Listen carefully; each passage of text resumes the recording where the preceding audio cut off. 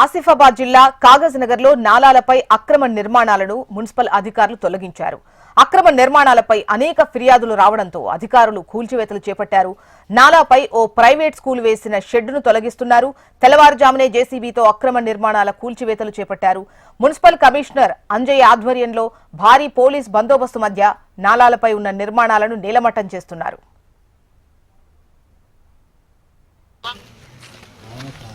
Cutting చేయాల్సి ఉంటుంది. మళ్ళీ అన్నీ వచ్చినాయా?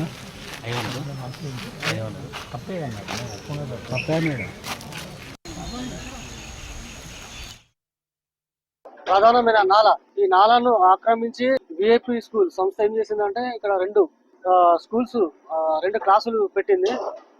6th క్లాస్ మరియు 7th క్లాస్. ఎందుకంటే దీన్ని ముందస్తు గుర్తించి వీళ్ళకి ఆల్రెడీ మీ నోటీసులు కూడా ఇవ్వడం జరిగింది తీయమని.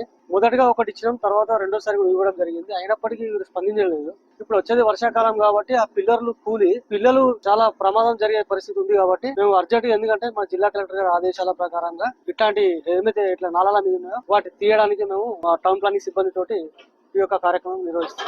నాలా మీద ఇలాంటి కట్టడాలు ఏమున్నా ప్రజలకు అవస్థ అవుతుంది అన్నప్పుడు అట్లాంటి నాలాల మీద ఉన్న కట్టడాలను కంపల్సరీగా తొలగిస్తాం. ఎందుకంటే ఇప్పుడు చిన్న పిల్లలు ఉన్నారు కాబట్టి ఫస్ట్ ప్రియారిటీ ఇచ్చినాం. ఎందుకంటే దీనిలో కమ్సే కమ్ ఒక 30-40 మంది పిల్లలు ఉంటారు, చిన్న పిల్లలు. 6th క్లాస్ అంటే 12 years 13 years ఇట్లా ఉంటారు కాబట్టి కంపల్సరీ ఇది మాకు చాలా దృష్టికి వచ్చింది. కంపల్సరీ తీయాలి. చిన్న వర్షానికి మన కాకినాడ లోపల ఇళ్లకు వాటర్ వస్తుంది కాబట్టి అలాంటి ఏదైతే ఉన్నదో అట్లాంటి వాటిని మేము డిసిల్టింగ్ కూడా చేయిస్తున్నాం. ఇప్పుడు దీని కింద కూడా ఒక 2-3 రూమ్లు ఉన్నాయి. వాటిని కూడా మేము ఇమీడియట్లీ ఈ రోజు వాటిని కూడా క్లియర్ చేస్తాం.